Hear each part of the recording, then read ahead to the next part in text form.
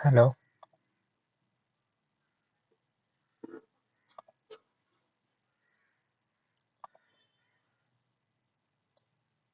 Yes, Byron, can you hear me?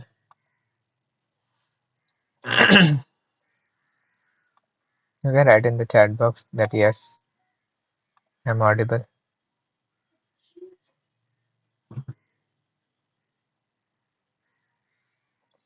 And I hope you can see my screen as well.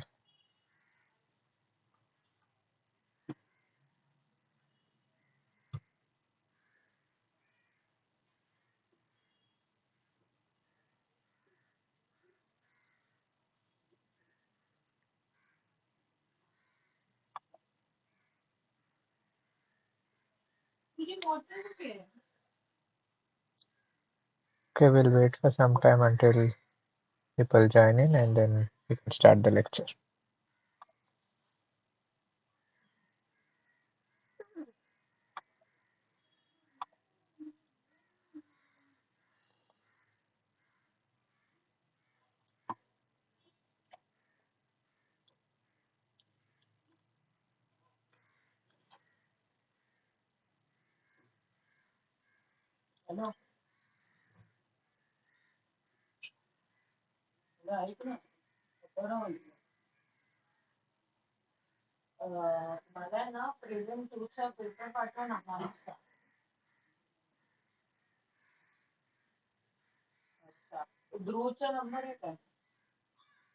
Shh.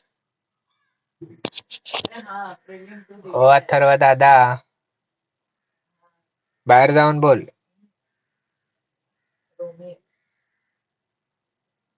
Atharva.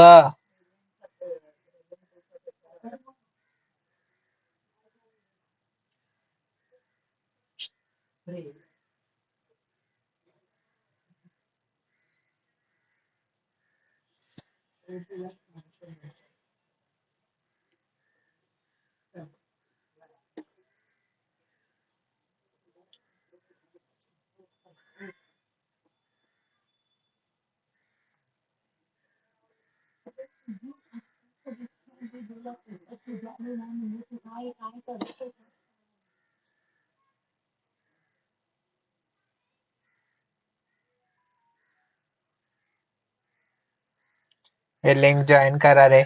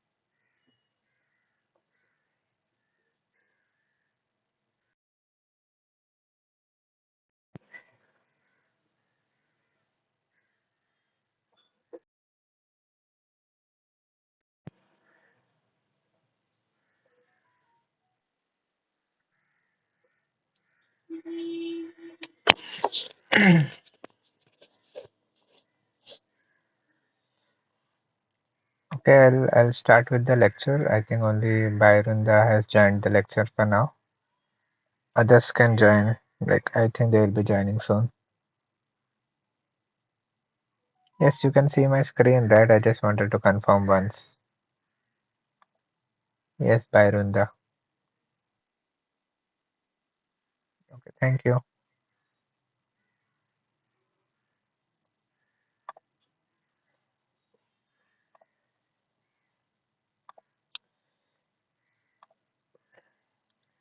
Okay, so this is week 3 of our course, which is Bioengineering and Interface with Biology and Medicine. Let me check once whether I've started recording or not. Okay.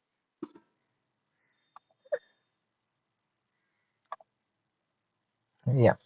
So in terms of week 3, what Sir has gone through, if I just give you one-liners of all the lectures, it's so in the 11th lecture, Sir has talked about majorly talked about sequencing, how sequencing can be done, how sequencing came into picture, what was the first way of sequencing, then later next generation sequencing stuffs. And later in the next lecture, I talked about different tools by which gene expressions can be studied. And in the further lecture, there was a demonstration. It was a demonstration lecture from one of his lab mate, wherein uh, one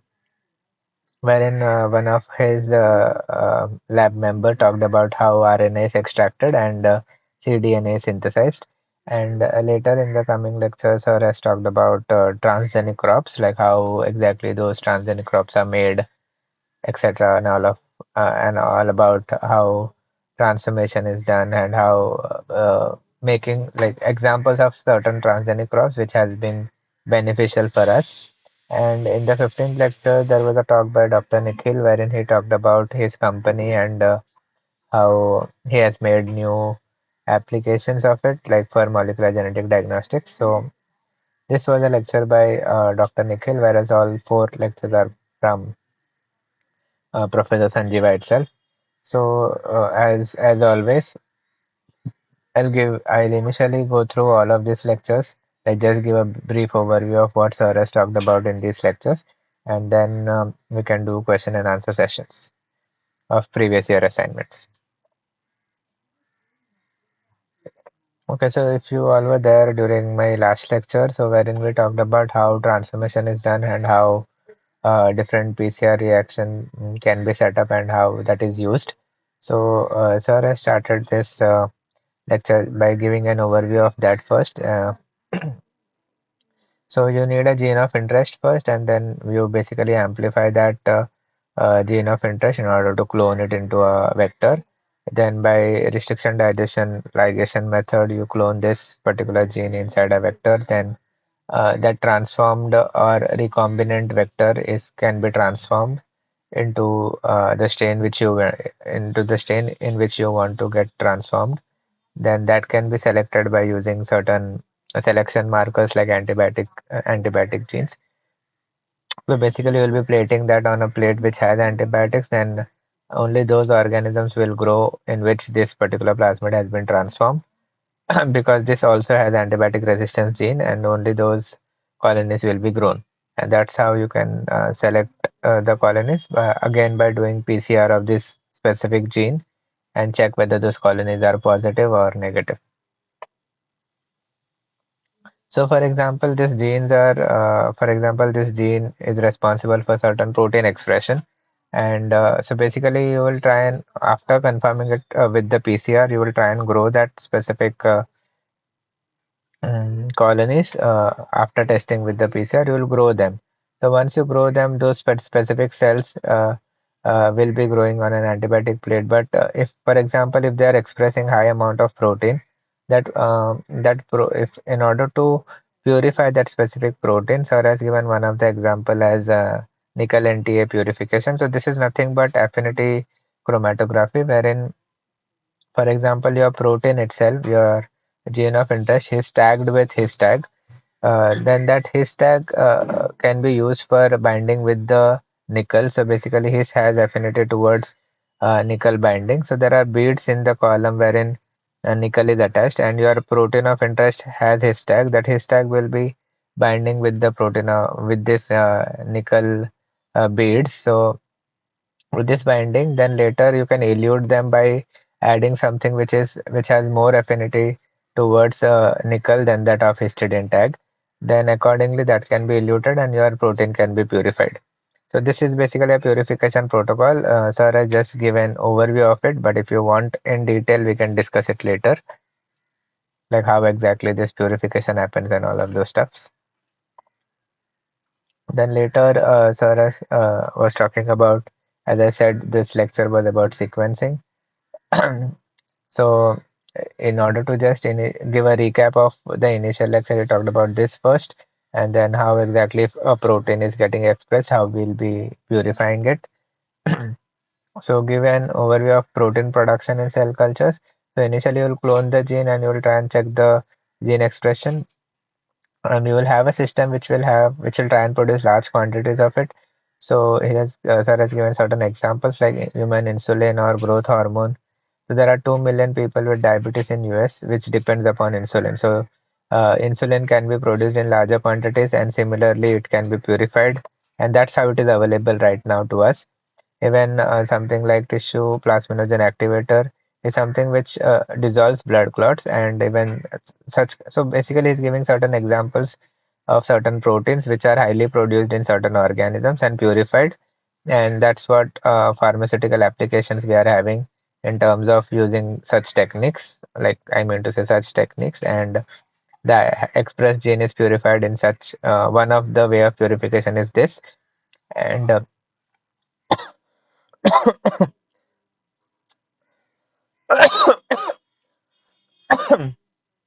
sorry. So he gave certain applications of it, and one more application like in order for treatment of certain diseases. So he talked about this particular antibody, which is imatinib. So this is used specifically for treating leukemia, that is BCR ABL. Uh, is the substrate of it, is the gene wherein it gets binded. So generally ATP is something which binds to it, and it helps for phosphorylation. And after phosphorylation, it gets activated, and that's how the disease gets progressed. Whereas if you are using the antibiotic similar to that of this, which helps in phosphorylation, so this binding of this antibody will help in uh, um, dephosphorylation. Basically, it will not allow it to phosphorylate, and thus it will not be binding with this. And because of so basically, when this antibody occupies the ATP binding site, it prevents the phosphorylation of the substrate. And if there is no phosphorylation, there will be no progression of those cells basically. So if you just read it a bit, so basically initially what has been done is they have identified this specific site, the identification of small molecules like these inhibitors that combat cancer by blocking the function. So basically here what this antibody is doing is it is blocking the function of ATP, and there is no phosphorylation happening. So sir has given one example of it. So initially studying the target site was the one. Then once the target site was studied, so people have come up with a certain antibody which has similar shape, which can bind with that target site and helps hence block the activity of it and prevent the disease. So this is one of the other example which sir has given. So obviously, even this is produced by the same technique. So you need that gene of interest. You will be transforming it in an organism, and that specific antibody or whatever it is you want to produce, that will be purified in one of the way like this, and it can be used in such multiple ways. So these two slides are talking about certain different examples of it, how that can be used. Similarly, he talked about one more example like goat, in which a transgenic trait of human blood protein. So in the milk of goat itself, there are human blood protein, which is called as antithrombin, which is secreted in our milk. So using this milk, we will be trying to purify this antithrombin protein. So this protein could be purified and used to prevent blood clots in needy patients during surgery or childbirth. So this is another way of making such proteins and purifying it. So instead of using organisms like bacteria or anything like this, or any organism like yeast or cell culture, we can use the whole organism itself, and it can be secreted out in a easier way in the milk itself, and that can be used for purification later. So instead of taking a cell and lysing the cell and taking that particular uh, protein of interest outside, we can directly make in an whole organism itself and try and make it to secrete in the milk. So even that's one of the way of doing it. So all these were examples were just to connect the initial lecture of week two, wherein we majorly talked about cloning and how uh, PCR is done, etc. So just to connect with that specific lecture, sir has given certain examples. Then once we have this recombinant plasmid, once we have this recombinant plasmid, and if we want to check whether the specific gene has been inserted at the right location and this recombinant plasmid has no mutations at all and it is perfectly fine, so we need sequencing for that.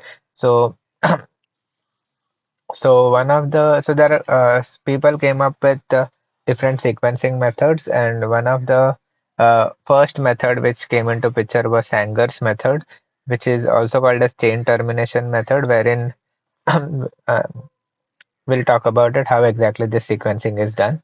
So Frederick Sanger was the one who invented this specific method, and he received Nobel Prize in the year 1980 for developing this method. So, it is kind of linked with your PCR protocol itself, but it has few more components which helps in determining the sequence. So initially, what people had thought about is we as human beings has a lot more genes and lot more content. So that's the reason we are much more superior than all other organisms like yeast or Drosophila or Arabidopsis thaliana, like any plant or mouse. So people thought that our genome might be much more huge and the number of genes which we might be having might be higher, but later after making certain coming up with different sequencing methods and understanding the whole genome of human, we came to know that even if the most of our genes are related with each other, and that's how we also came to know how evolution might have took place. So, how sequencing is done is, if you can, so initially, what people have tried to do is, so if this is the whole genome, they try to sequence smaller parts, like smaller fragments of each and everything, and then try to like make certain correlation with the initial part, making relation with the next fragment, and similarly making relation with the next fragment. That's how the whole order of the sequence of the genome was sequenced. So this whole is our genome. So there are different parts of it were made, and different parts were sequenced slowly, and then all of these were aligned with each other so that a whole sequence can be made. So that's how it was done with the help of computers itself. So, talking about the protocol, how it's done. So, this is the overview of all the steps: first, second, third, and fourth, all four steps. But if we talk it in a little detail of it, how exactly sequencing happen. So initially, we need a DNA template which needs to be sequenced. And for this specific method, you need to know at least some part of the sequence, if not all the sequence, at least initial part of the sequence. So that's the reason we need to make primers of it. And along with primers, we require DNA polymerase, which will add in the nucleotides. And in order to add the nucleotides, we require DNTP, whatever nucleotides needs to be added, all four types of DNTP, and we require one more uh, type of NTP, like nucleotide triphosphate, which is called as dideoxyribose, wherein this OH is converted to H, so in order to stop the reaction. So for example, if this is the primer attached here, and after that a C is here, so when that C will be converted to G, so complementary nucleotide will be added here. And in order to stop this further nucleotide addition, we require DDNP. So those were fluorescently tagged. So in order to see whether what kind of nucleotide has stopped the reaction, and so accordingly we can know the next sequence as well, and further sequencing will be stopped as because there is no hello.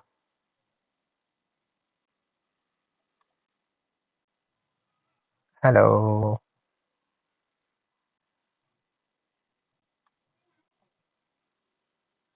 who is this? Can you mute your mic, please? Sham.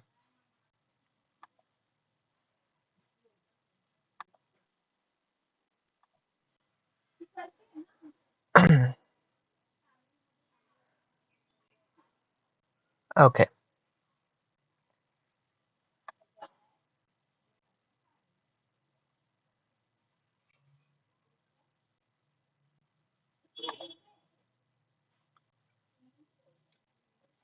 So if we talk about is my video on?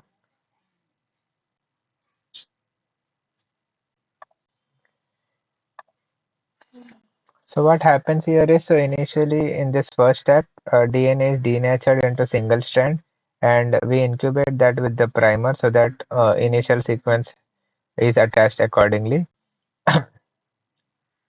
So that is with the known 3' end of the template strand. Along with DNA polymerase, we had DNTPs and we had ddNTPs of all four types. And basically these ddNTPs are tagged with the fluorescent molecule so that when that ddNTP is added, it will fluoresce and we can and which ddNTP is added is determined by the color of the fluorescence which is being. So we need a fluorometer as well for in order to sequence a gene by this method. So what this will do, which it's a nothing but a modified DNTP wherein OH has been replaced with H. So its incorporation, what it will do, it will terminate the growing DNA strand as I was talking about. So this will basically stop the uh, addition of nucleotides by DNA polymerase as there is no OH here. So because there is no OH here, it was unable to add other phosphate. So because this phosphate requires O, basically this P binds with the O of this. So as that's the reason it is called as 5' to 3'. This is the 3' carbon and this is the 5' carbon. So this phosphate binds with the O of the next nucleotide. So if there is no O here, it will not be able to attach with this 3' carbon. So hence the reaction gets stopped.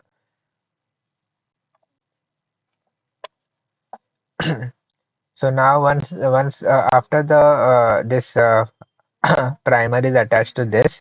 So instead of so G, so a C will be added here. So once a C is added, as the DDNTP is added, it will stop. So it will give red fluorescence, and the further reaction will be stopped as it is DDN. So synthesis of each new strand starts at the 3' end of the primer, and the incorporation of DDNTP prevents further elongation of the strand. So now, so that's how sequencing initially was done, and wherein so these signals are actually recorded by uh, with the help of this laser, wherein the direction of movement of strands is this way. So basically, this strands continuously move in this direction, and longest label strand will be coming later, whereas the shortest label strand, which will be coming earlier. And according to the laser, whatever the fluorescence is coming, the fluorescence will be detected by the detector, and accordingly such colored fluorescence will be seen. So according to the color of uh, tag which we have given for each DNTP, that will be visible here, and accordingly we can understand the sequence of it. So the label strand in the mixer are separated by through a through a gel, and a fluorescence detector senses the color of each fluorescent tag as the strands come through. So as each strand comes through it, the detector will try and detect, and there is an analyzer as well which is connected to the detector, which will analyze in such manner so that we can understand the sequence of the gene. So that's how initial sequencing method was there. So it's also called as chain termination method because uh, it is the chain is being getting terminated at each and every nucleotide. So it's also called as chain termination method. So just after that, so only Sanger sequence was explained in a bit detail, whereas all other types of sequencing, he just gave an example like there are much more better methods of sequencing which came into picture later. So this specific method was in the era of 90s, around 60s, 70s, he made this sequencing method and he got his Nobel Prize in 1980s. Whereas all these techniques are around maybe 2 decades ago, around 2000, 2010, this around this new methods of sequencing came into picture. The first generation of sequencing is also called as chain termination method or a chemical method, whereas next generation wherein it involves pyrosequencing and reversible chain termination methods. And the third generation is the one wherein single molecule detection and protein nanopore. So basically these are the techniques wherein you can look for nanopore sequencing or Illumina sequencing, etc. Or all those are next generation, basically a third generation sequencers, wherein we can sequence the gene depending upon using a probe and etc. So you can go through those types of sequencing if you want to know in detail. So this was the first lecture wherein majorly talked about sequencing methods and uh, tried to correlate with the the uh, second lecture or week two lectures. So here we talked about DNA tools and sequencing methods and how integration of technology with biology has taken in the field has taken this field very much forward. So that's why it's basically bioengineering. We need engineers so that our detection techniques become much more better. Then in the next lecture, Sir majorly talked about how these gene expressions can be studied. So everything is related with your initial transformation itself. So once this plasmid is made, so if you want to make sure how exactly this plasmid is, you need sequencing. Then if it is getting transformed and you want to check whether it is got transformed, you require PCR. And if it is expressing something and if you want to check what how much it is expressing, etc., then we require the gene expression studies that we'll be talking about next. And if it is expressing good, then how will you purify that? Then this is one of the example. So it's kind of connected with the initial lecture itself. So how will you sequence it? So in terms of that we have talked about, then how will you study the gene expression? How much it is expressing, etc. Now, which cell is expressing more and which has been got transformed, which is not has been got transformed. Everything could be understood by studying the gene expression studies. So, to give an introduction about gene expression, so each cell in our body, or uh, although has the same genome, so each and every cell in our body, maybe the skin cell or brain cells or heart cells or lung cells or nerve cells, every cell has a similar genome, like it has identical genome itself. But if you talk about expression of genes, so each cell might be expressing differently. For example, as here there are certain example like that nerve cells will be expressing certain different protein, whereas a muscle cell will be expressing certain different protein which is relevant to the muscle, and intestinal protein will be expressing certain different protein which is relevant to the intestine. For example, in the stomach intestine, major process is digestion, right? So it will try and produce certain enzymes or certain things which is essential for digestion. All those kind of enzymes will not be produced in your nerve cells or in your muscle cells. So body doesn't waste its energy just by producing all kinds of proteins in all the cells. It will try and produce only those essential proteins which are required for their specific function. So nerve cells, although the genome is same, it has all the genes to be expressed, but it will express only those which are required by the nerve cell, or else intestinal cell will express only those uh, genes which are essential for the intestinal cells. So it is basically a selective expression, or else you can call it as differentiation of cells, depends solely upon the set of genes expressed. So that is depending upon their function. That's how the expression is in terms of our body.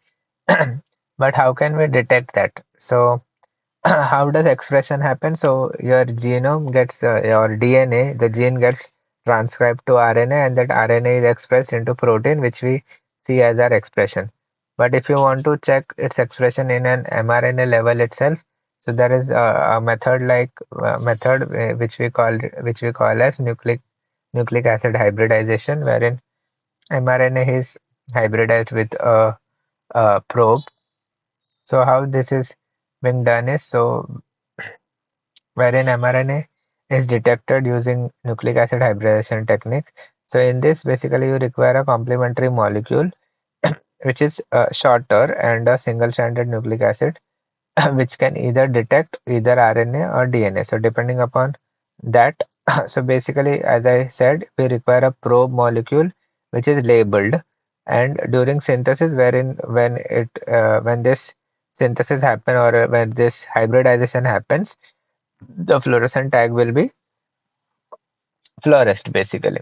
So you require a probe and um, which will try and enable that this this sequence is present in your sample. So if this sequence is present in your sample, this will accordingly come and bind with this probe, and you can understand the you can make out that your gene is expressing that mRNA, and that mRNA can be attached with this probe, and that's how you can detect whether your whatever gene you incorporated that is being expressed or not.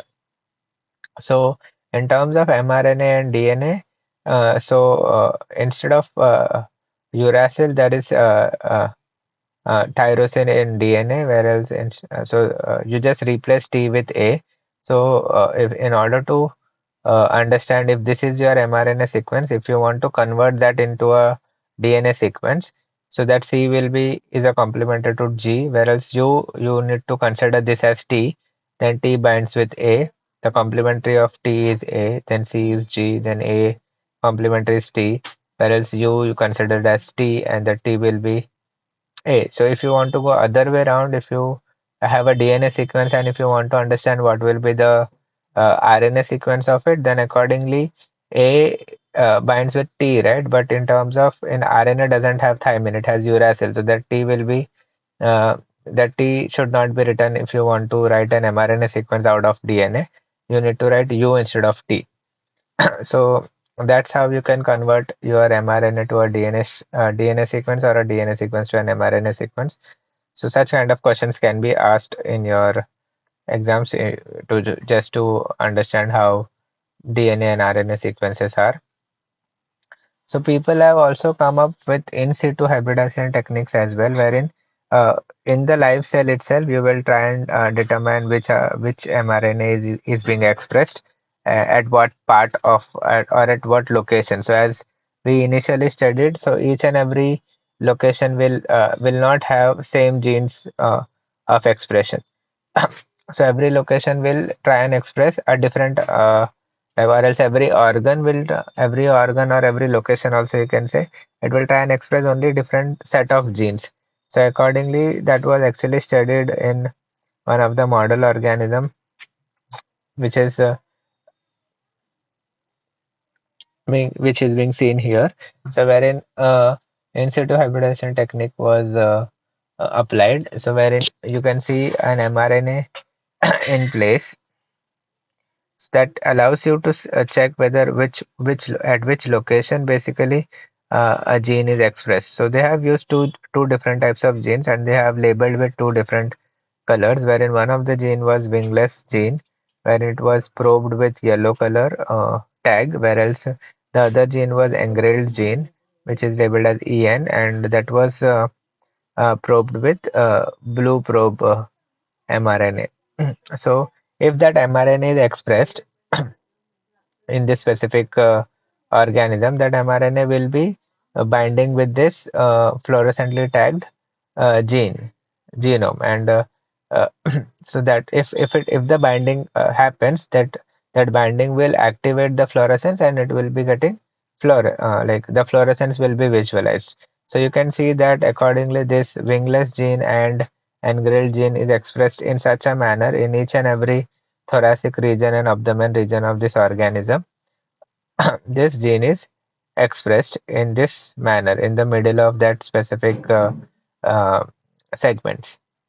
Whereas if there was one more gene which you can see here, which has been not labeled, which has been not shown here, but that was labeled with green color, and it is actually expressed in a vertical fashion and not in the, sorry, in a horizontal fashion and not in a vertical fashion. Whereas there are few genes which are expressed in vertically like this.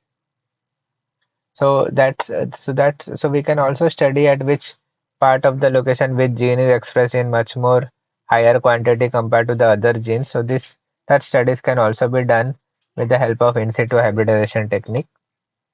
So that was something which was seen. So But how do you compare the amount of specific mRNA? So one method that is widely used is called as, so here you can see the expression is there, but how do you come up with a technique wherein the amount of specific RNA is determined? So there are two different techniques, which is RT-PCR, which is also called RT in the sense reverse transcriptase polymerase chain reaction. So in this reaction, basically you need an enzyme which is called as reverse transcriptase. So the reverse transcriptase indicates that, for example, your DNA is converted to RNA by a process called as transcription, right? So reverse indicating that your mRNA is initially converted to a DNA. Basically, you are going reverse of the transcription. So you require an enzyme called as reverse transcriptase, which will try and convert your mRNA to DNA, and that is PCR amplified. And you will try and check whether, so this will only be converted only if there is a presence of RNA, right? So if there is a presence of RNA, that can be converted to DNA and that can be amplified, and then we can accordingly check the expression of your mRNA itself by using this reverse RT-PCR. So basically, you can determine whether your gene was expressed or not. So that if it is expressing, then only mRNA will be made of that specific gene. So how this analysis happens? So RT-PCR analysis, how does that takes place? So this, in order to give a brief overview of it, so this is how the procedure is.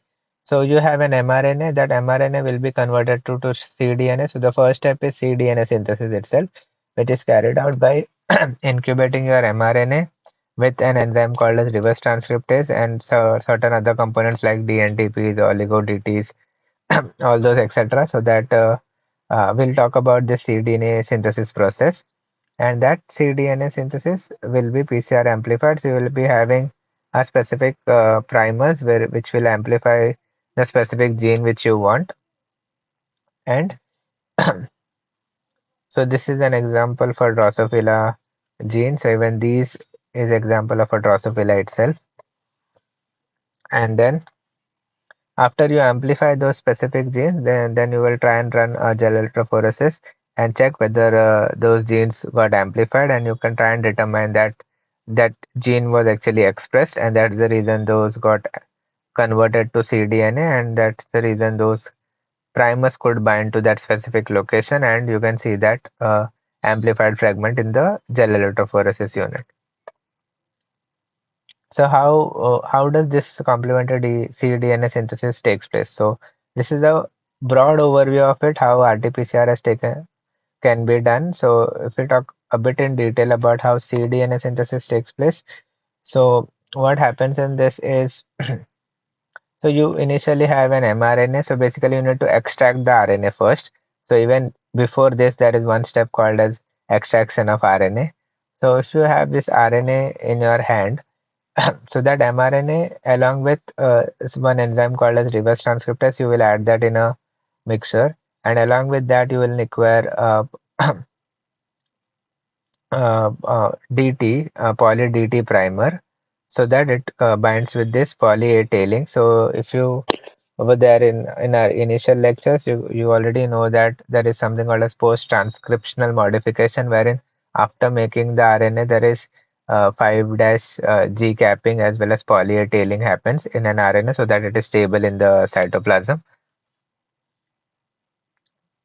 So you'll require poly-DT primer as well, so that it is initially stabilized and your DNA synthesis can take place.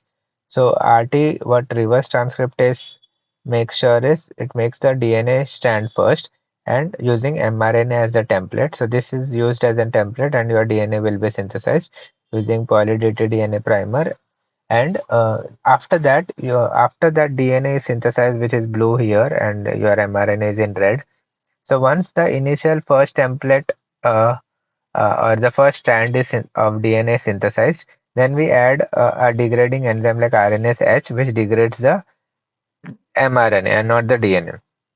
Once this gets degraded, because why do you do this step? Basically, you need a cDNA or a complementary DNA wherein it doesn't involve any RNA in it. So it should have only DNA. So we should be So what we do is after initial synthesis of DNA strand, we try and remove the RNA by adding RNA degrading enzyme, which is RNase-H. So once that enzyme is added, the RNA will be degraded so that your further amplification happens only with the help of DNA, and your final product has only DNA and not RNA. So that's the reason you will be adding RNA degrading enzyme that gets degraded. Then you add DNA polymerase, which will try and add nucleotides one by one with the help of DNTP is added, and finally you will get the product which is called as cDNA. Why cDNA? Because it is complementary to the mRNA, so it's complementary DNA and not the actual DNA. So after you run your gel electrophoresis,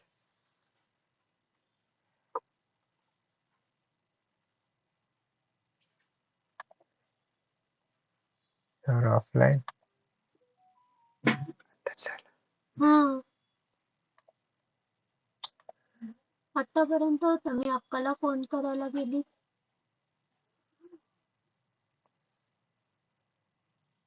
What happened to this? I think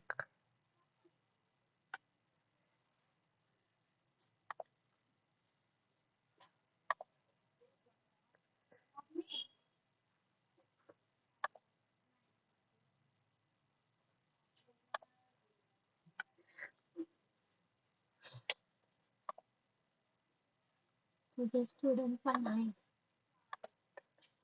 2 टकले.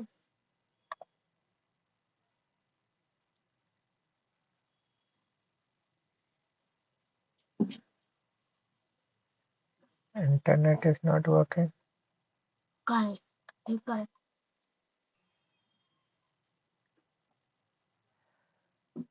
तू कशाला connected आहे? Pratiksha. Hello. Yeah, I think there was some error, like maybe some internet problems. I got logged out.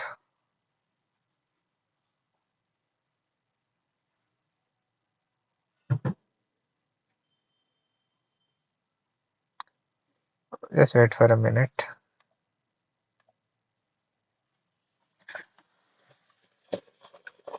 कोयते टाकले नाही नाही. ते 2 item होते ते कुठे गेले?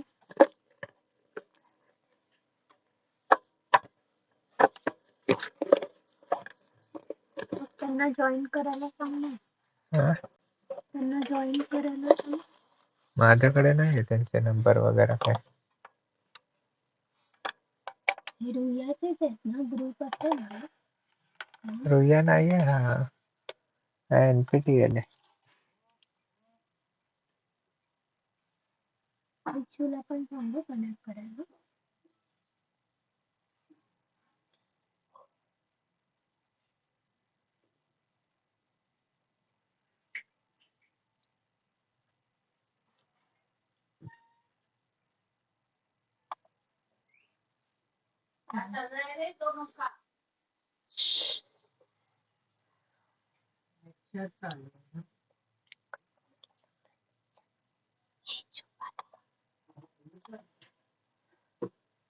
Sorry, I think there was some internet problem and I got logged out. Till what part you were able to hear? Can you just tell me? Were you able to hear about how complementary DNA synthesis happens? Or else till this part maybe? Yes?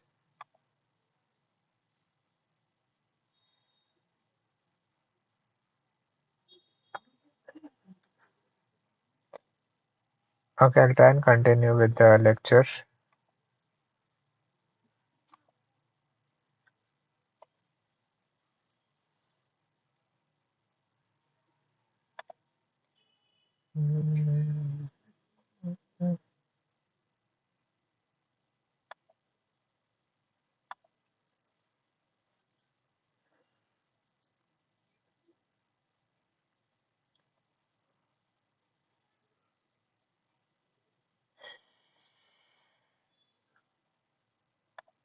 Where am I?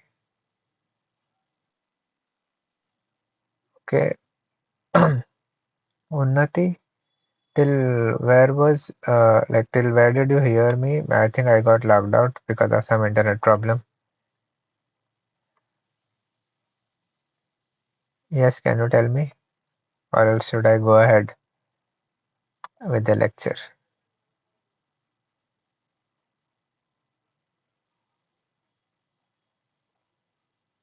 Yes.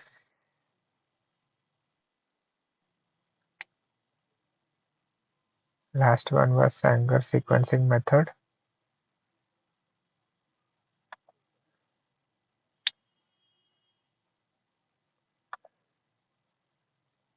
Oh, you didn't hear anything from here, like gene sequencing, gene expression studies?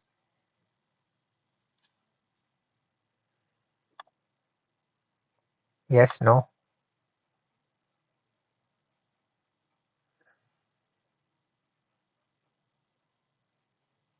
Acha, you had some network issues.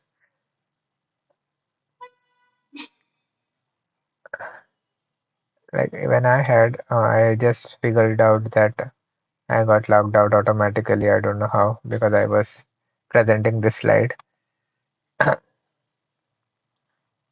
Okay, so if as you had certain network issues, I'll just go through it in a just brief overview of it. So as I was talking about, so once you have the recombinant plasmid, you have sequenced it, and you know that your DNA is proper enough. Then uh, like basically which it doesn't have any mutation, then it is getting transformed in an organism, and that organism is expressing. But you want to test how much it is expressing, how gene expression is done. Those are different methods for it. And to give an overview of in terms of gene expression in our body, each and every cell expresses a set of genes and not all the genes. Though the genome is similar to each and every cell has a similar genome, but each cell expresses in a different way depending upon its function. Like there are certain example here, nerve cell will express certain different genes, muscle cell will express certain different genes, whatever is required for their function. Although the genome is the same, although it also can express the same proteins which is expressed by nerve cell, but it doesn't express. It expresses only those which are required. So similarly, once our recombinant DNA is transformed and we want to check an expression, there are different methods. So you can check it on mRNA level as well. So one of the method of testing the expression in mRNA level is nucleic acid hybridization technique, wherein you use a probe with a fluorescent tag, and if your mRNA is expressed, that mRNA will be complementary binding toward with the DNA strand, and if the binding happens, the it will get fluoresced. And in terms of complementary sequence, RNA has uracil and not thymine, whereas DNA has thymine and not uracil. So accordingly, complementary sequences to if there is a question asking a DNA to make a complementary RNA strand, so G will has a complementary to C, A has a complementary to T in general in DNA. But as RNA has uracil, so instead of T, you need to write uracil here. Accordingly, vice versa for DNA. If you want to make a DNA sequence out of RNA. So this is one of the in situ hybridization technique, in situ in the sense live inside an organism itself. So this is an example where two genes were fluorescently a probe was used with of these two different genes, which is wingless gene and engrailed gene. Wingless gene probe was yellow in color, whereas engrailed gene was in blue in color. And in the live organism itself, you can check what kind of genes are expressed at what location. And you can clearly see that all these express genes are expressed in a uh, vertical fashion, like this in each and every segment of that organism, which is Drosophila. And but this will just tell about how and where the expression is happening, but how much it is happening, the amount. In order to know that, we require a technique called as reverse transcriptase PCR. So how that technique happens? So in that you require an RNA. That RNA will be converted to cDNA first. Then that cDNA will be so this conversion happens with the help of an enzyme called as reverse transcriptase. So it's called as cDNA because it's complementary DNA. It is complementary to the RNA. So that's the reason it is called as cDNA and not the DNA. So this RNA came up from the DNA, but you are converting that RNA back to DNA by enzyme called as reverse transcriptase. And in order to understand if it is expressing certain genes, uh, are you able to see my screen?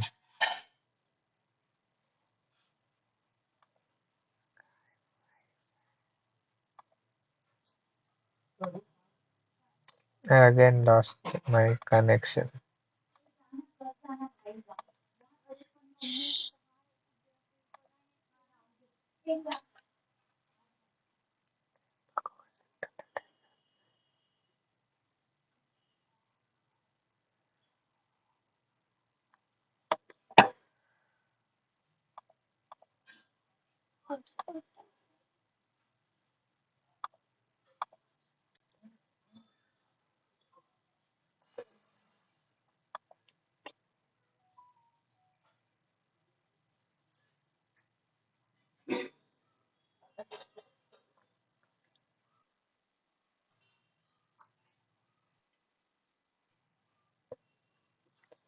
Hello, hello.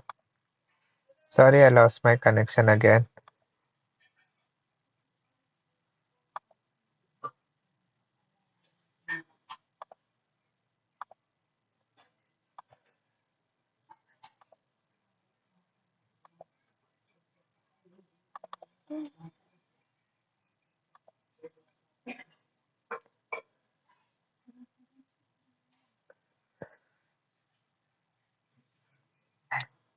Wait a minute. I'm trying to share my screen.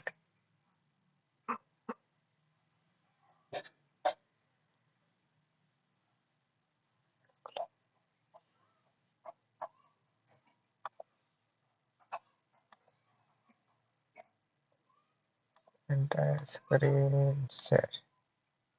Yeah, you can see my screen, I suppose.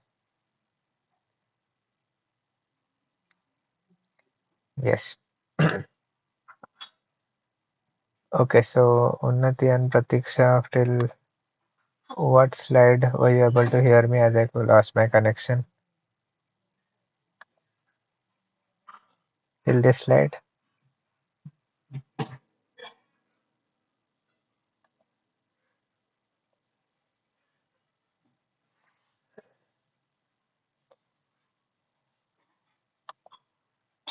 Yes.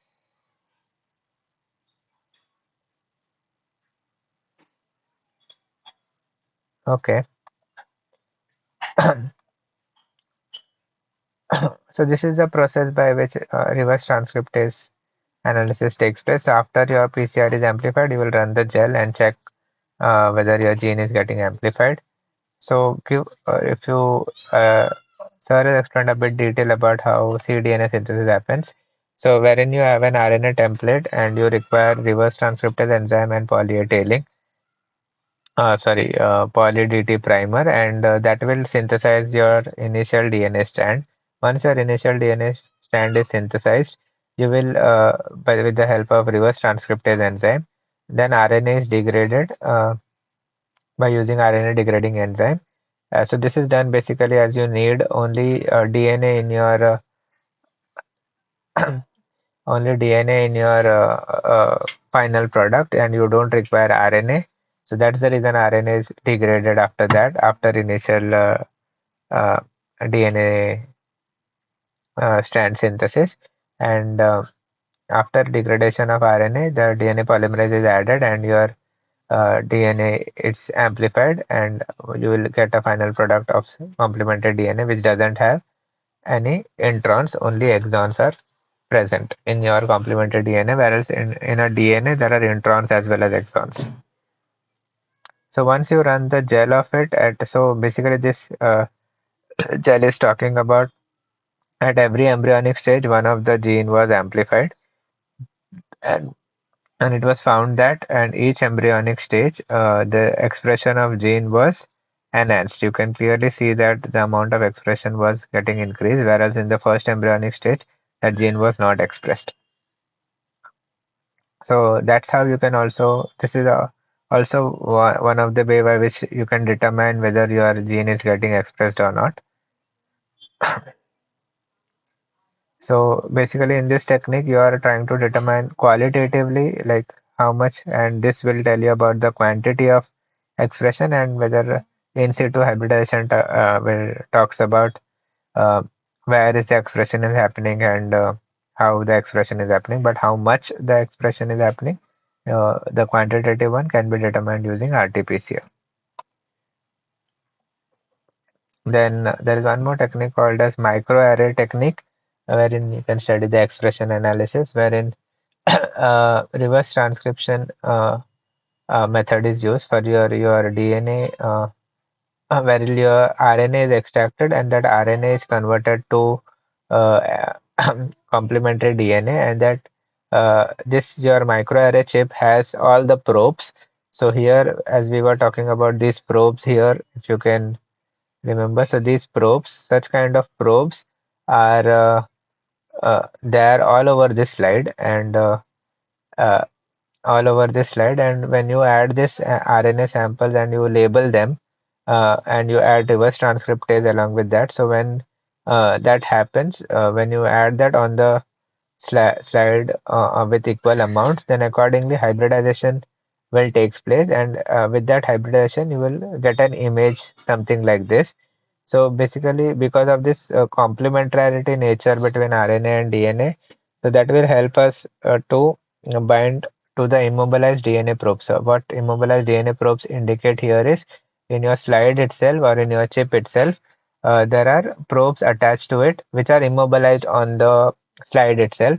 And when this cell's RNA is being converted to cDNA with the labeling of this Psi5 or Psi3 of different colors, then accordingly, when this gets complementarily attached with the probes attached here, then the fluorescence will takes place. And accordingly, you can see the fluorescence here. So that's how you can determine. So determine the expression in the cell itself. So if you see, if it is expressing only one gene in a higher quantity, then accordingly that red expression will be seen or green expression will be seen. But if one particular cell is expressing both the proteins, red as well as green, then it will because of the expression of both the proteins, red, green, the color gets converted to yellow, and this indicates that both the genes were expressed in that specific cell, whereas in this there is only one is expressed, whereas in this the other gene is expressed. Like the cancerous cell expressing something which is the probe which was complemented to it was red in the label was red in color, and for the normal cell the gene which is expressed and the probe which is attached to it was green in color. So accordingly, the such expression can be seen, or else if some cells are expressing nothing, so those will have no fluorescence and they will look grayish in color. So such higher uh, like multiple wells and multiple cells of expression can be done within a few minutes itself, and we can understand which kind of cells are expressing what kind of proteins by using this microarray technique. So, in terms of breast cancer, there are different types of breast cancer. This is also an example of microarray technique itself, wherein how people determine whether in a specific breast tumor, what kind of proteins are expressed. So, so if you see in the luminal A and luminal B type, so there are only two types of proteins are expressed, ER and PR, estrogen and progesterone, whereas HER2 was not expressed. So though if such kind of expression is seen in terms of so accordingly those probes will be attached and those fluorescence will be seen by this method. And so that indicates that specific individual is suffering from either luminal A or luminal B type of breast cancer. Whereas if HER2 is expressed and ERPR is not expressed, then HER2 uh, way of expression that person is individual is cancerous cell is only expressing that specific protein, then accordingly such treatments can be given basically. So uh, so how this is done, so if an individual is suffering from a breast cancer, then the tumor is taken and that tumor is analyzed for that those tumor cells are analyzed for expression of different proteins, And once they understand that specific tumor cell is expressing one specific type of protein, or two specific types of proteins, or all three, or neither of them. So depending upon that, a treatment approach is being built up, and that treatment is being given. So basically, that such kind of analysis actually help us for treatment approaches as well. So this is basically one of the example where it can be applied. And he briefly talked about the genomics proteomics approach, how that is being making advances slowly in different fields, in different applications, may it be conservative biology, may it be paleontology, may it be medical sciences. In all those different fields, how genomics proteomics has been uh, getting advanced slowly, one by one.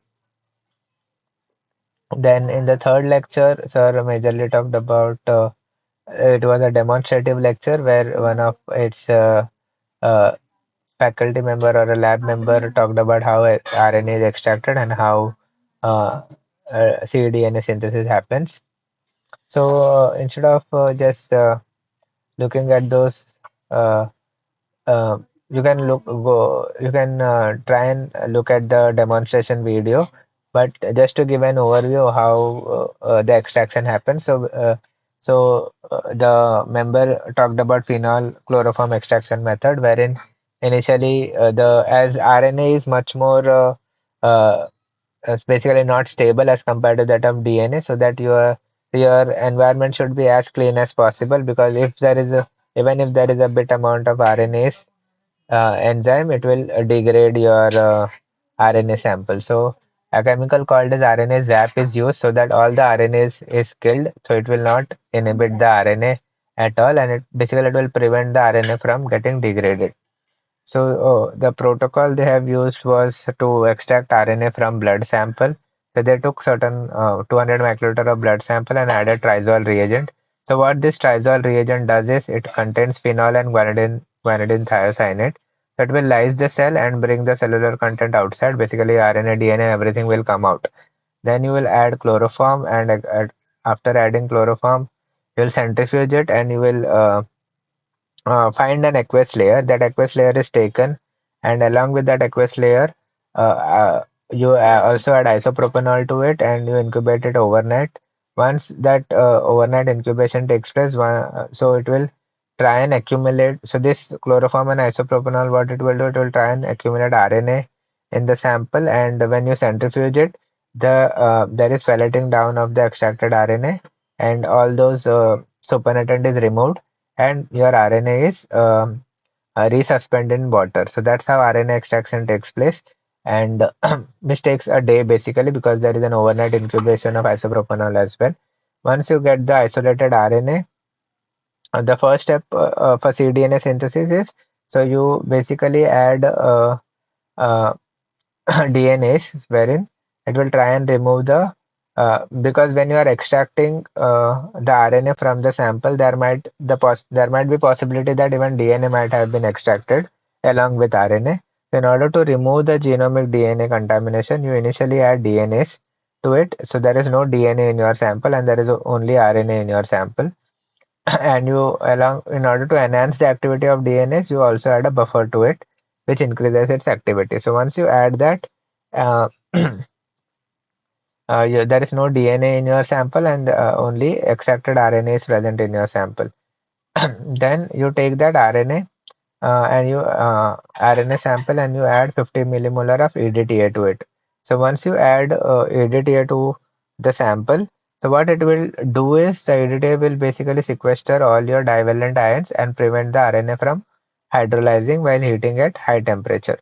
So as your further protocol of amplification of cDNA, you require higher temperatures uh, as well. So in that higher temperature, your RNA should not be getting degraded. So in order to avoid that degradation, you add EDTA to your sample, and then you do that cDNA synthesis as we were talking about the protocol here, how cDNA synthesis happens.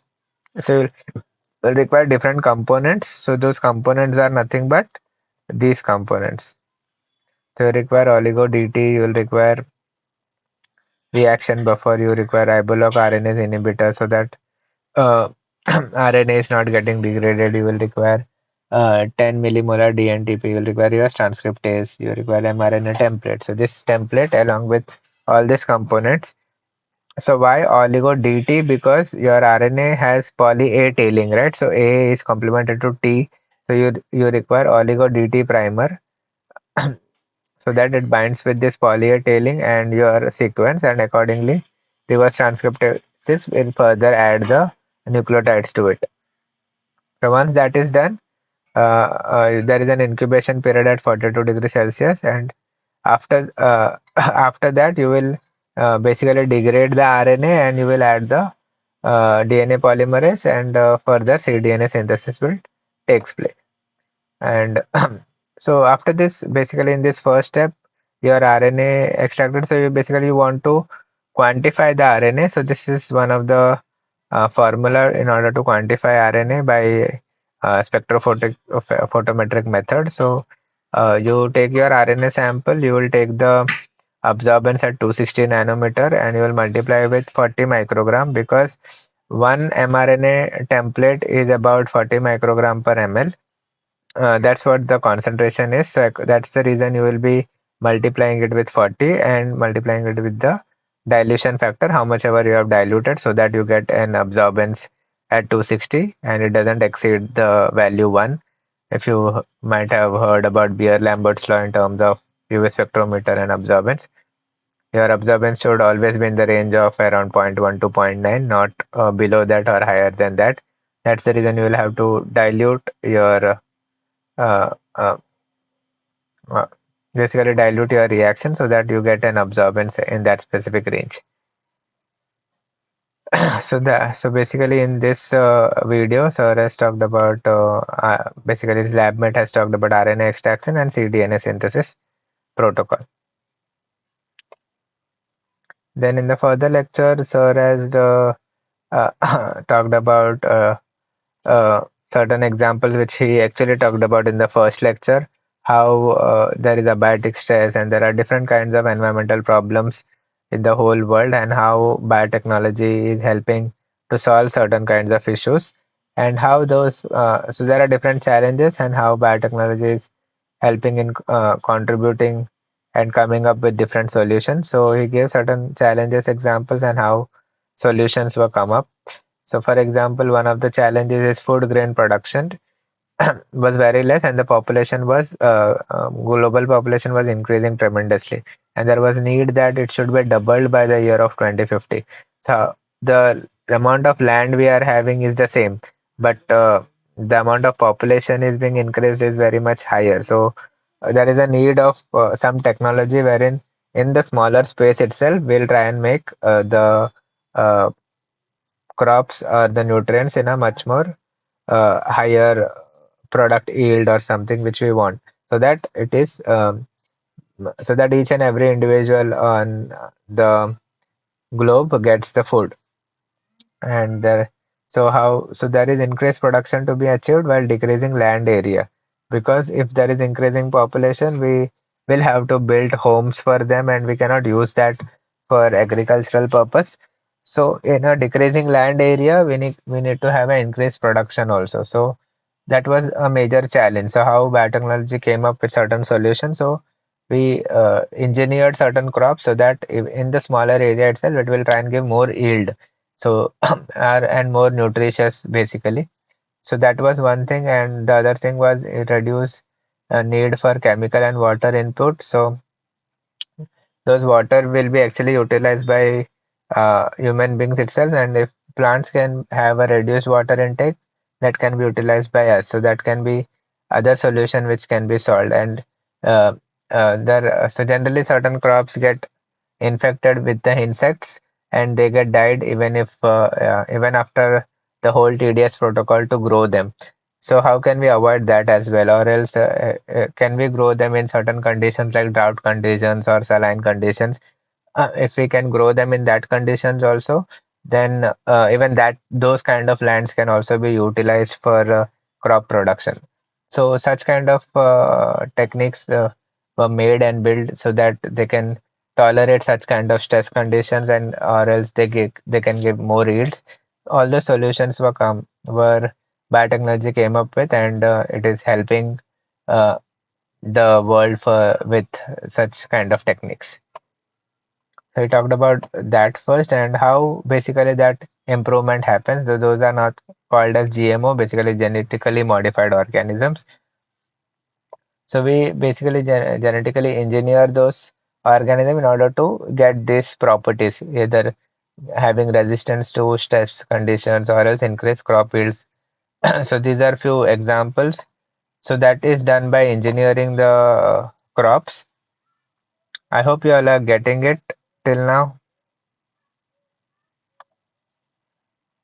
Yes, Unnati and Bairunda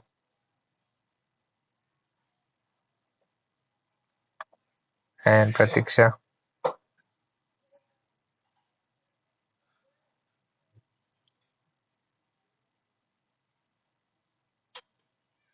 Yes,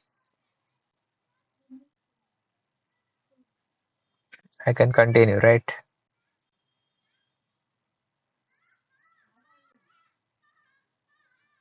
Okay, great.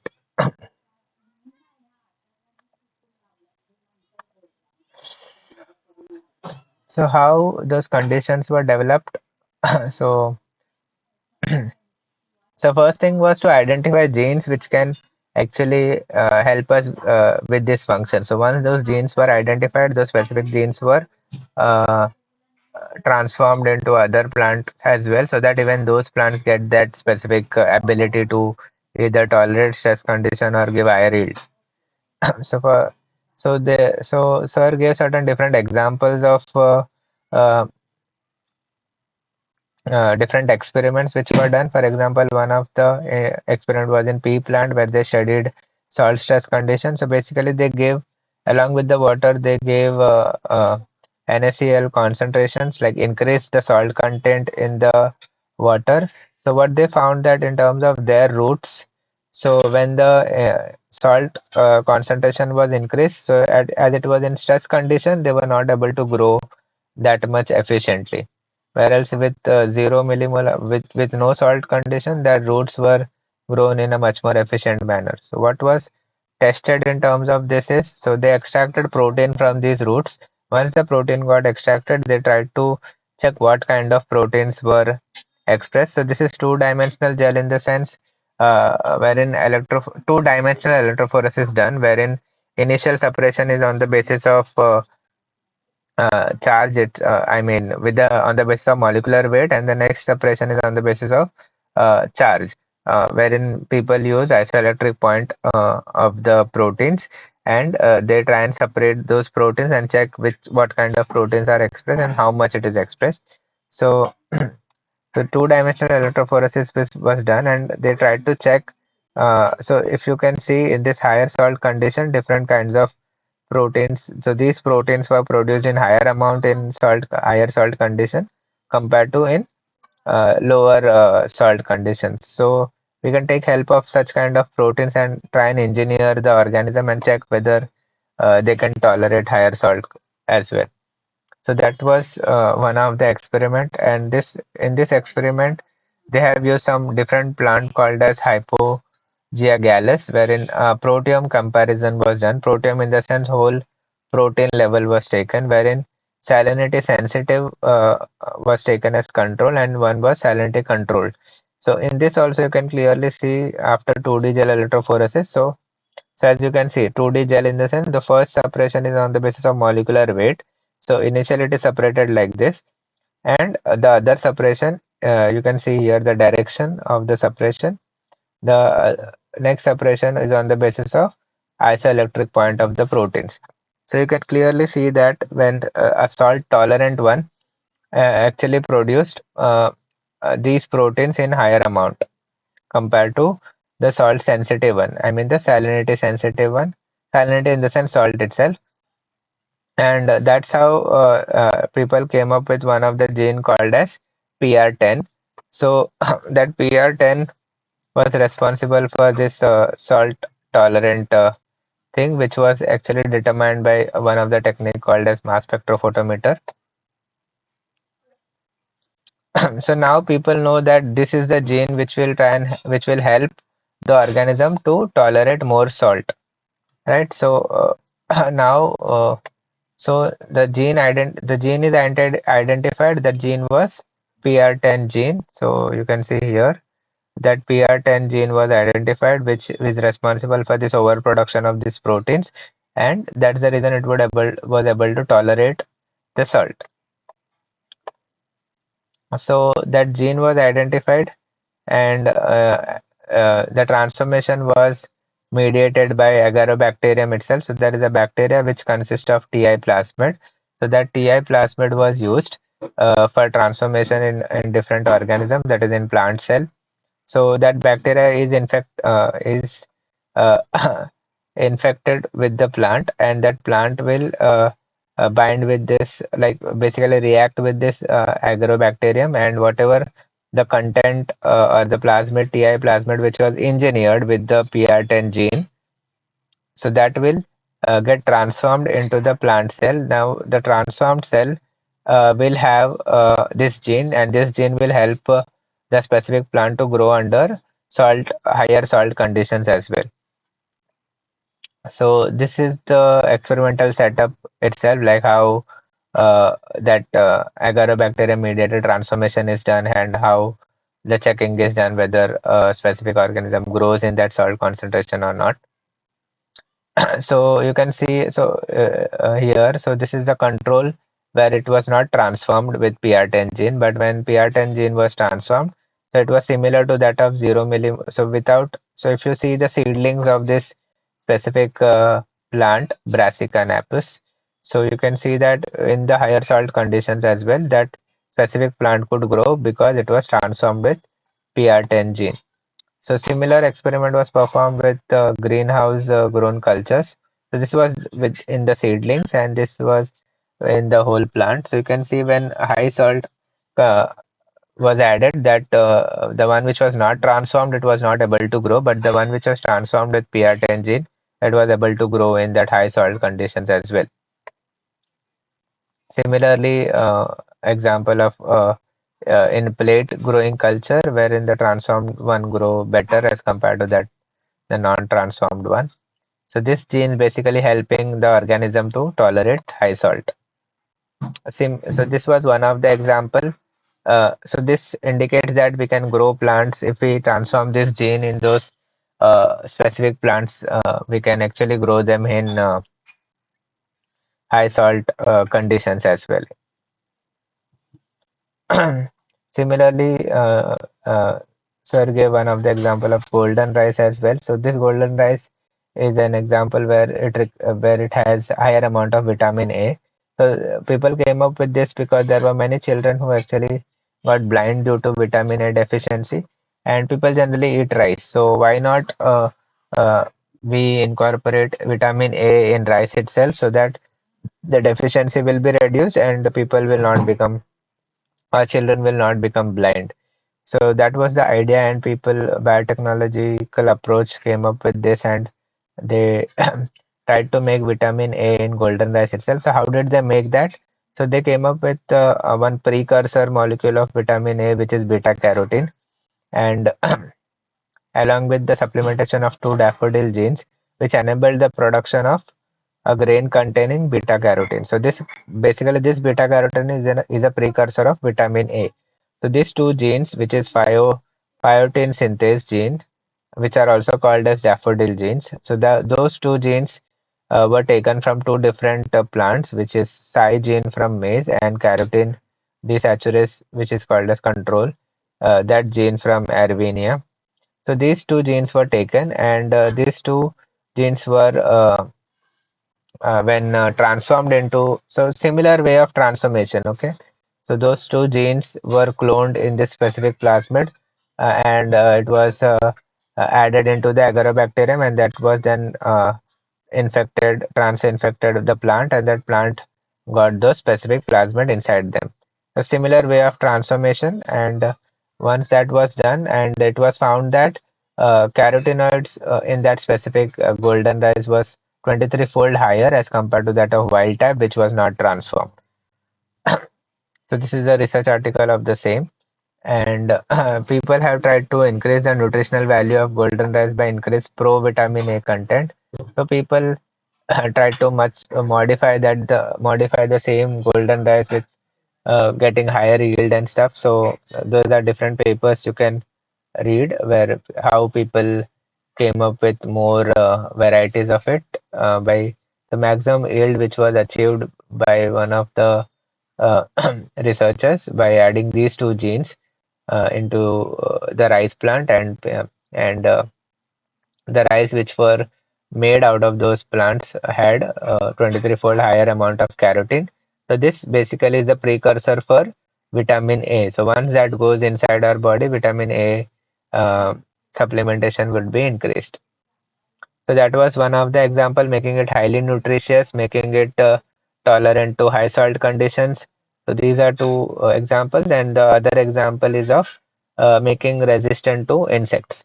So initially DDT was used on the plants, and it was found that those insecticides are basically lack specificity. So they were non-selective, and they were actually toxic to humans as well, along with the insects where this basically DDT targeted.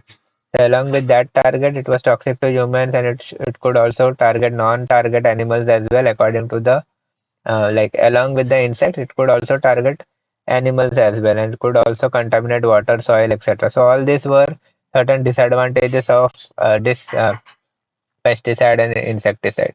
So, so instead of spraying pesticide, genetic engineering has come up with certain uh, mm, genes which will actually kill the insect itself.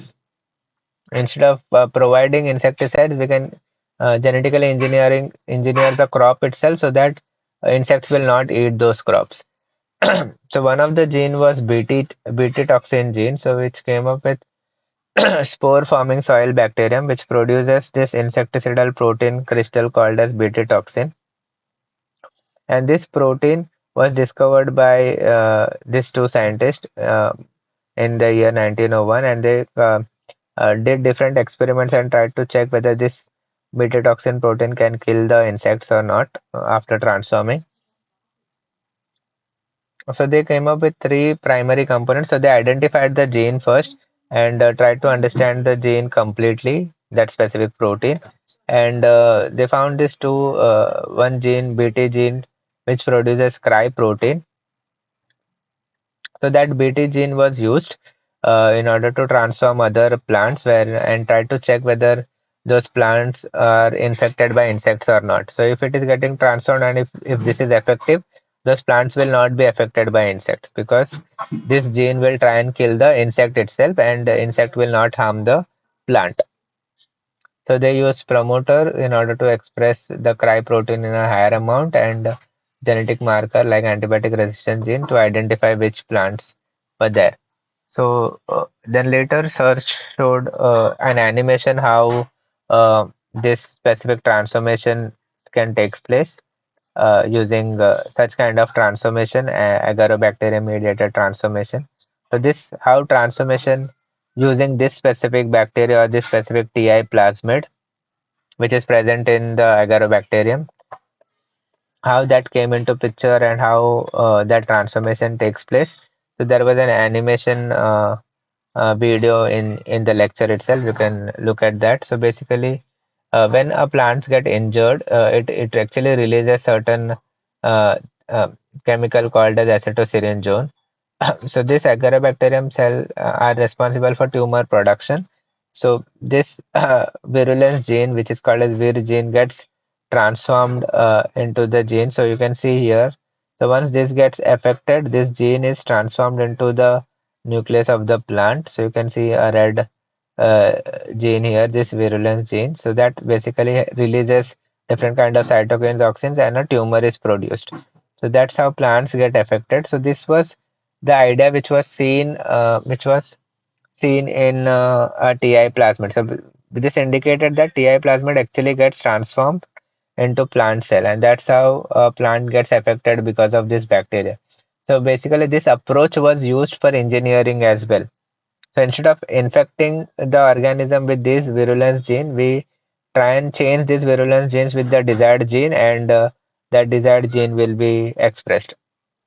So TI plasmid without the tDNA, in the sense without this virulence gene, and there is one more with the same tDNA with the foreign gene to be introduced, which we want to be introduced, and kanamycin resistance gene, so that we can select the plant which got transformed. And the same approach, which actually was infecting the plant, was used for transforming the gene. And when we plate that specific plant on an antibiotic containing plate, and if it is getting transformed with this, and what we are trying to see here is whether it is producing cry protein and it is infecting the so that foreign protein is being expressed. So this is how the transformation is. So the TI plasmid is taken, and we take the BT gene here so that uh, it doesn't get infected by insects. That BT gene is incorporated here. Similar method of cloning, restriction, digestion, and ligation. And once we get the recombinant plasmid, we can sequence that plasmid, whether the plasmid is made correctly or not, whether that ligation has taken place correctly or not. We can sequence that. Once the sequencing is done, we can transform that into the plant. So that isolated plasmid from Agarobacterium tumefaciens, which is TI plasmid, with the gene of interest of tDNA, which is BT gene. Now that recombinant plasmid is introduced into the plant cell by electroporation. Once that is done, we can try and check whether that has been incorporated or not, and check whether it is expressing or not. So in order to check the expression, so if this is expressing a gene, which is BT gene, so if an insect is coming to eat that specific plant, for example, so the proteins which are produced, so first, so what happens, so in the insect, why it gets killed, so that BT gene, so that is nothing but cry protein. So this is the prototoxin parasporal crystal, or delta endotoxin, or crystal protein. So whatever cry protein, you call it any which ways, that is ingest. So as this plant is expressing that cry protein now, after getting transformed with this specific gene, BT gene, uh, uh, so that is ingested by the target insect. So once the insect is trying to eat that plant, that protein is ingested into that specific organism. So what happens is that prototoxin is activated. So initially it is prototoxin, it is not toxic to the plant. That is activated in the gut of this organism, wherein the pH is in alkaline range. So in that specific pH, it gets activated, and it will bind to the receptors present inside the gut of an organism, and it will lead to death of that specific organism. That's how beta toxin helps in killing the insects, and it is not toxic to the plant, neither to us, but it is toxic to the insects. So that's how biotechnology is helping us. So Sir has tried to give us three different examples, or three different approaches. Like one of the example was increasing the resistance with the insects, increasing the salt tolerance, or increasing the nutritional value of example like golden rice. So these were certain examples. Similarly, approach was used for different types of crops, and different types of cry protein was used in order to kill different kinds of insects. Uh, like different crops like cotton, corn, potato, etc. So all these have been engineered, and n number of different experiments are done, and different kinds of genetically modified organisms are currently we are having. So accordingly, different genes were identified, and different applications were uh, applied accordingly to those specific crops. So, but still there are certain potential risk with transgenic insecticidal crops. So what's the risk are? So, so it can escape in weed population if there is a weed population growing along with that specific crop. So it can escape that, and it can. There are secondary pests may proliferate. For example, you are trying to kill one insect.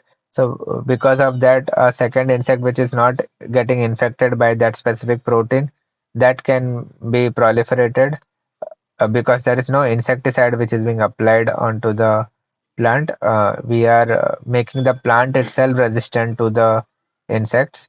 And there might be possible that there is accumulation of cry protein inside the soil itself. Can be unanticipated allergic reactions because of this cry protein in humans. So these are certain the risks with this transgenic insecticidal crops. So that's the reason some people avoid genetically modified organism, but some people are fine with it. So it depends at which part you are looking at. Obviously, there are certain disadvantages of it as well as certain advantages, like which we discussed. So these were certain examples. Then there was a talk by Dr. Nikhil, wherein he talked about different. So he has this Handy Lab company which he formed in US, and Gene Path company after he came back in India, came back to India, wherein he started this company in Pune, whereas he was talking about this company as well, which he started at US. So he tried to make a microchip kind of a device where it can detect uh, stuffs in a lesser time itself. So he talked about different motivations about his life, how exactly he came up with this idea. So it's basically a collaboration with different like engineering's mind as well as physics mind as well as a biological mind. All those came into picture and came up with this platform, which is Handy Lab platform. So that could detect uh, in the in so this specific instrument could detect everything which was initially done by in an organism, and try to check whether what kind of expression is being seen, everything. So how much is the level? So everything is done by that specific machine itself. So you talked about, it has a detector like fluorescence detector. It can analyze the data. So using smaller amount of samples and coming up with the final result with lesser amount of time. That's what they came up with. So basically, it had a multidisciplinary team. So all these team members, which had biochemistry background, which had genetics background, physics background people, chemical engineering background people, all those came together and came up with this device which can detect it early in a lesser amount of time. So he talked in detail about all of this. So you can listen to his talk. So just by using patient sample and just by adding the sample and keeping on the slide where it is supposed to be placed, or everything can be done by the instrument itself. It extracts the DNA and it tries to so it slices the sample, it extracts the DNA, and after extraction, it will uh, with the affinity magnetic beads, it will try and understand what kind of genes were expressed, everything. So everything is done in the chip itself, and it will try and give the data. That's what they developed. So this is their mission, and they came up with point of care devices finally. So this is how slowly they developed their product and they came up with this device finally. So how this analysis happens? So basically in that there is transcription translation taking place in the so once this protein is produced, so it will try and understand what is the expression happening and it will detect it.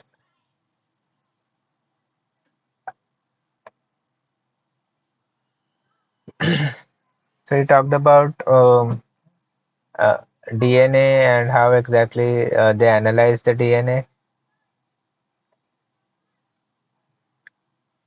So can try to hear his talk. It was a great talk, and try and understand how they came up with this specific lab. So basically, it's called as lab on chip. So everything happens on the chip itself, or else microfluidic analysis. So instead of having it in a tube, they do it inside. So all this process. So he gave an overview of PCR process, which we already studied He talked about real-time PCR, or else it is also called as qPCR, wherein how much the amplification is happening, it is actually detected in a real time itself. Then he gave an overview of Sanger sequencing as well, which we talked,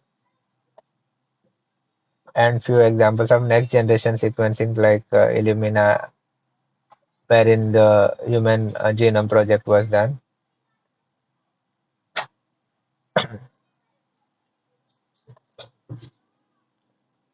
Then, like, how exactly those sequences takes place. So there is fragmentation of the target DNA. These fragments are analyzed by additioning of primer, as well as there are certain adapter molecules which gets attached with the probe which is being used, and uh, that those probe or those attachment then gets amplified with clonal amplification of those fragments. So basically different clones are made, like clones in the sense the amplification takes place of those fragments, and by when the amplification is being taken place, so it is getting sequenced as well. So if you see, these are the probes, and uh, it is going one by one on the sides, and the amplification. So initially one, and it got amplified to this. So that's how amplification takes place, and and when the synthesis of this is happening, it is getting sequenced as well. So that's the reason it is called as sequencing by synthesis also. So this MINAN is of nanopore sequencing. So wherein a pore is there, and a linear fragment goes in, and it detects what kind of nucleotides are present, and it sequences it.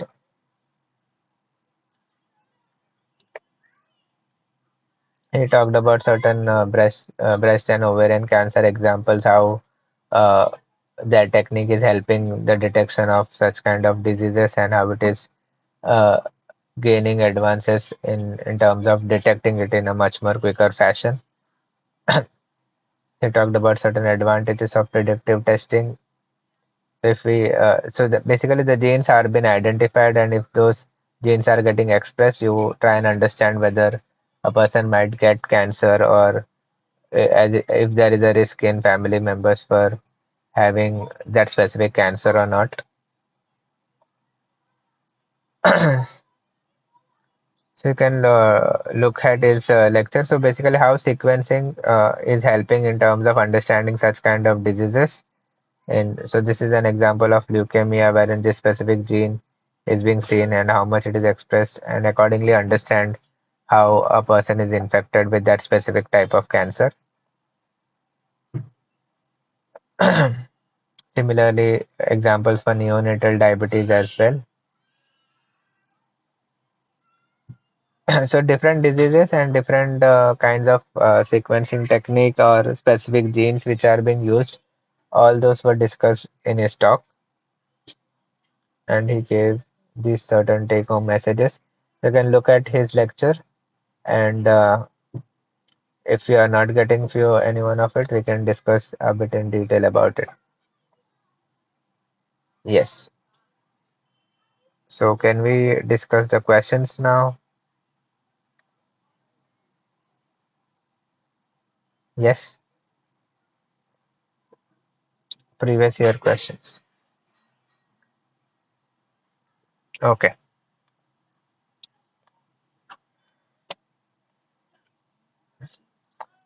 So in this, basically, Ramesh was the one who extracted DNA and did the PCR, and after PCR, he ran it on the gel. Uh, and when he did this sequencing, he performed the sequencing basically, and now he wants to understand what is the so as you know, in Sanger sequencing, that it is a termination reaction, and it gets terminated after each nucleotide is added. So once a nucleotide is added, so it will have only two base pairs. Then the next nucleotide is added if it is DD, like dideoxy nucleotide, then that specific reaction will be stopped. And specifically, so in terms of gel electrophoresis, the one which has a smaller size, it moves much more faster, and the one which has bigger size, it moves slower, right? So you can accordingly determine the sequence by looking at the gel image itself. So these are certain options. Do you all know how to solve this? Yes? Or should I explain you all how to solve that specific question? Yes?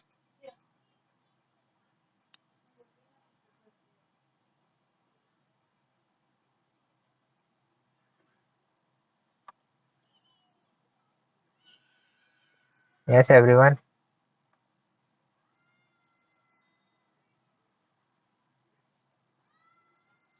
Okay, I'll just explain, like maybe if you are knowing it, it's well and good. If not, then you can understand how to understand the sequence of it. So basically, the sequence is, so if you go from 5 dash to 3 dash, so generally the nucleotides are added from 5 dash to 3 dash. So the sequence will be from 5 dash to 3 dash if you go from below to up, because initial is the first nucleotide and this is the second, third, fourth, fifth, sixth, seventh, eighth, ninth, and 10th. So that's how the nucleotides, that's how the sequence will be, because uh, uh, the lower uh, the lower sizes run, basically they run the gel, and the higher one are above the gel. And so initially it will be G, then A, then C. So G, A, C, T. If you can write that down, so it's G, A, C, T, and then C, A, G, T, C, A. So this sequence is from 5 dash to 3 dash. And when you make the complementary of it, so if you look at this 5 dash to 3 dash, it's after G, it's A. So after G, it's A, then it is C, then it is T, GACT, then it is C and not A. So GACT, then that is uh, then it is C and not A. So this option gets eliminated, and this option is starting with C. Basically, it starts with G, so even this gets eliminated. So there might be something from A or B option. So once you, so basically you need to write the sequence from 5 dash to 3 dash direction first, and then you need to write the complementary sequence which will go from 3 dash to 5 dash, and you can determine the answer for it. And for this, the answer is this. So that is how you need to solve this question, and you will get the answer to this. If you are not getting this answer, and if you are unable to solve this, you can email me or talk to me the next class. But I have told you how to solve this question. I hope you all are getting it. If not, you can write it in the comment box, or else tell me right now itself.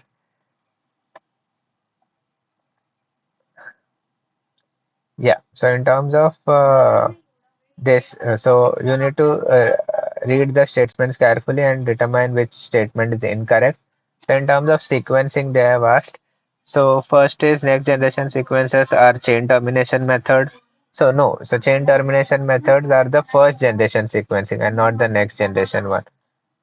That's the statement one. So you need to find incorrect sequences. Then NGS platform generally sequences by the principle of sequencing by synthesis. Yes or no? Then there is Sanger sequencing method is also known as chain termination method. Yes, it is. NGS sequencing platforms makes uses of fluorescent resonance energy transfer for sequencing. Yes. The recent technology like third generation sequencing technology makes use of protein nanopores for sequencing. Yes. So these three are right for sure. Either first or second. What do you think? Which one is incorrect? So the answer is two. So it is not that each and every next generation sequencing uses the principle of sequencing by synthesis. So the answer is two. And so this is basically a question. If you know about what next generation sequencing are and all those types, you could answer this question. So this we discussed during the lecture today. So which of the following shall you consider as a single strand DNA probe for the given mRNA?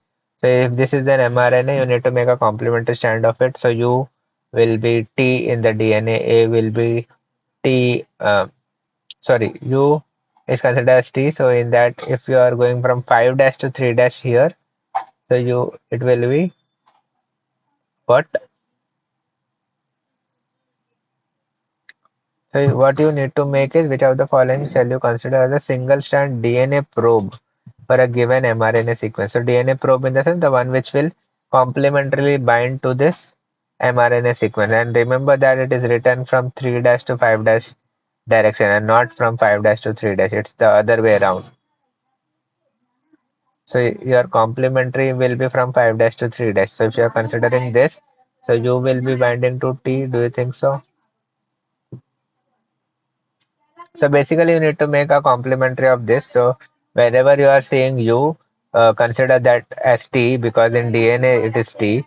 And wherever, so that's how you can. So basically, write a sequence, similar sequence with writing U as a T here first, and then just write the complementary sequence of it.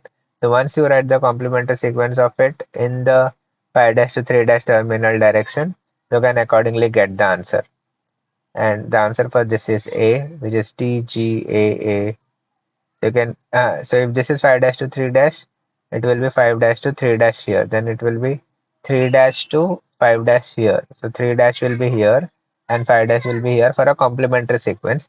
So the answer is first here. You can clearly see that A will be complementary to T, then G, then U is considered as T, then T will be complementary to the A, right? So there will be A, C, C, uh, T, G, A, G, T, A, right? So it's written the same way. That's the answer is the first one.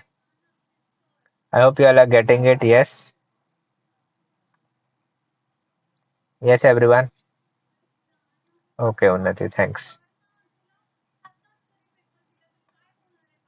Okay, so one of the researchers from IIT Bombay has collected two different samples from Powai Lake and Arabian Sea, and he extracted the DNA. And now uh, uh, you are choosing a DNA hybridization technique and trying to find how related they are.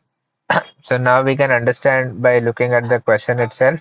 So, so if they are similar, then obviously they will be binding much more efficiently, right? If they are not, then they will not be binding. So the question is you need to determine which statement is correct. So whether it will form more hydrogen bonds if two species are closely related to each other, whether it will form less hydrogen bond if two species are closely related to each other. So obviously this is not the correct statement because if they are closely related, they will form more hydrogen bonds. So that's the reason first one might be right. So but let's look at the second, third, and fourth option. So at DNA, so they are saying that at DNA level they might not be same, but mRNA hybridization is a way to understand relatedness of the species. So basically DNA will code for mRNA and mRNA will code for protein. Even if they are matching at mRNA level, they should match at DNA level also. So this is uh, not the answer. And DNA hybridization technique cannot be used to identify the related species. No, like DNA hybridization technique can also be used. So the answer is first one. It will form more hydrogen bonds if two species are closely related.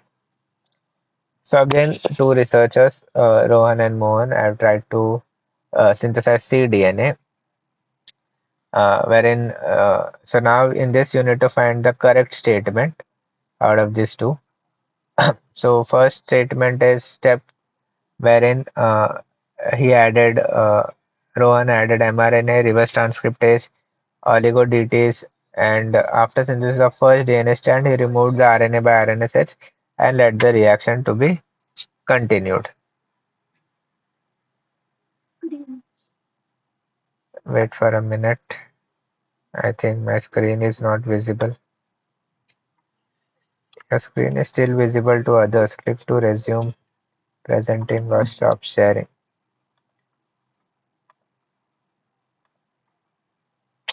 I lost my connection.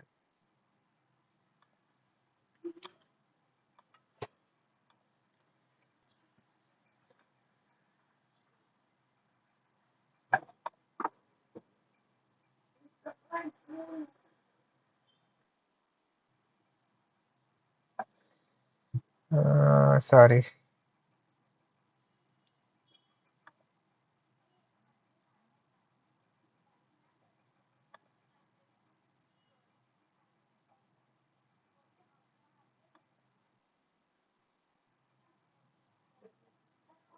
Sorry, I got disconnected again.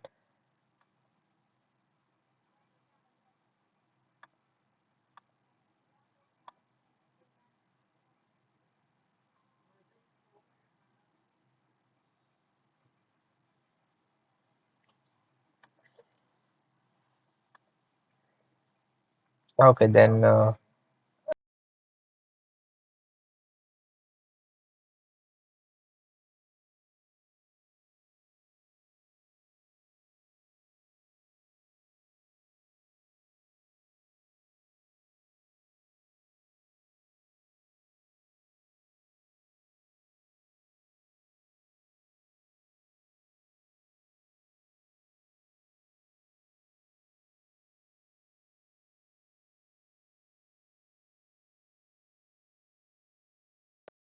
just let the reaction to be continued. So that's step 3. This is step 2 and this is step 1.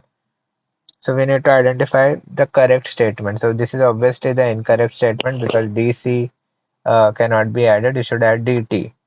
So let's see in terms of step 2. So step 2 followed by Mohan would lead to incorrect synthesis of cDNA. Yes, because incorrect synthesis will happen because it added DC and not DT. So the correct statement is third one. Yeah, we talked about this specific experiment as well. So wherein uh, here Vijay was the one who tried to understand the expression between similarity and difference between a male and a female monkey, wherein a male monkey was tagged with Psi3 and a female monkey with Psi5. He expected color, three colors in a microarray plate, greater gene expression in male monkey exhibiting green color, so indicating that Psi3 is for green color, and greater gene expression in female monkey exhibiting red color, and no gene expression exhibiting gray color. But he was, after scanning, he found that there is something called as yellow color also. So what could be the possible reason for this? So we already discussed about it. So basically in this specific cells, the expression of green and red as well as are in a similar proportion. That's why the green and red are combined with each other and forming yellow color. So let's see where is that option. Psi3 dimer reacted. So that's what. Psi3 and Psi5 dimer reacted with each other and formed artifacts. So that's the reason it formed an yellow color, and the option is so it is not forming any artifacts as such. So the genes showing similar expression in both male and female monkey exhibited yellow color. So this is what the expression of this both are similar. That's the reason it is giving yellow color. And that's what the answer is. So now Swati extracted RNA from this specific rat, and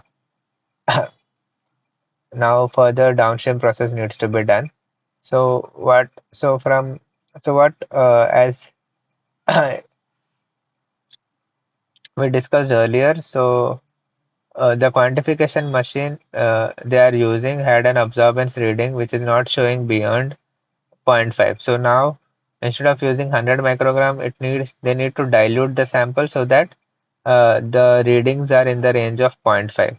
And what she intended to make an 100 microliter sample. So how much you will dilute it? So it's a simple dilution thing. So as you want a zero point 0.5 reading, and so you basically will have to dilute this in 1:50 ratio so that you will get this specific reading of zero point 0.5. And as your final volume is 100 microliter, you will have to dilute it in a 1:50 ratio. Then you will get the reading of zero point 0.5. It's a simple mathematical calculation of dilution. So which of the following agrobacterium tumefaciens is a useful resource for transformation? So we already studied that the transformation requires Ti plasmid. So this plasmid is the useful resource for transformation. So crygene and all are coming from other crop and not from Agrobacterium tumefaciens. We are taking that gene and adding in the Ti plasmid. So we need to read the following statement and understand determine the correct statement out of it. So Bt toxin is produced in plants as an harmless prototoxin. Yeah, that's what we read. But becomes toxic in the insect gut. Yeah, because of the pH change, it becomes toxic in the insect gut. So this is a correct statement.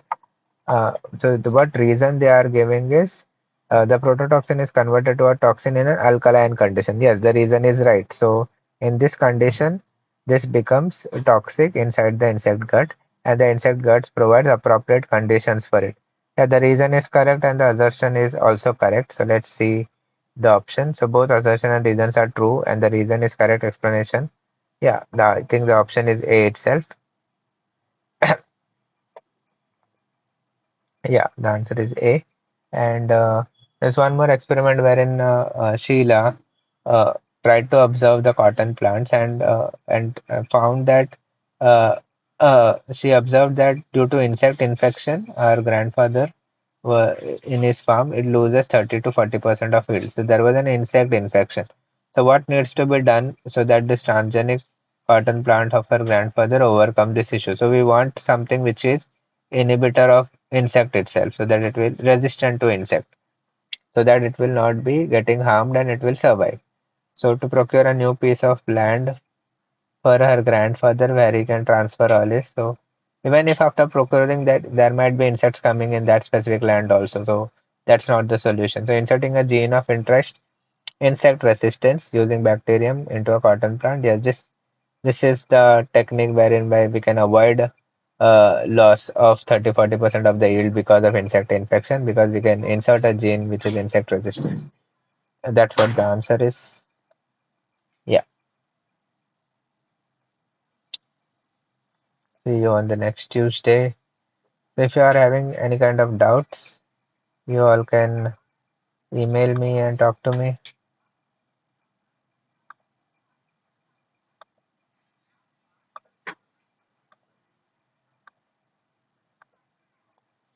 Okay. If needed, you all can talk to me accordingly. Thank you for attending the lecture. If you are having any doubts, you can tell me accordingly. You can email me as well. We can discuss in that forum as well.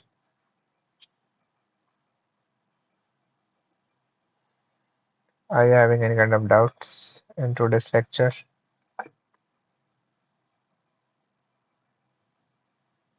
These are the few questions from last year assignment. Then we discussed about talk by Dr. Nikhil and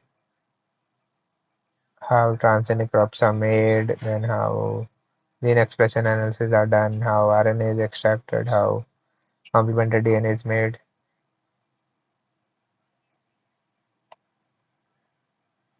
how sequencing is done, how that came into picture. So all those were discussed in today's lecture. If you are having any doubts, you can talk to me. Like you can email me or else you can talk in the forum. Thank you.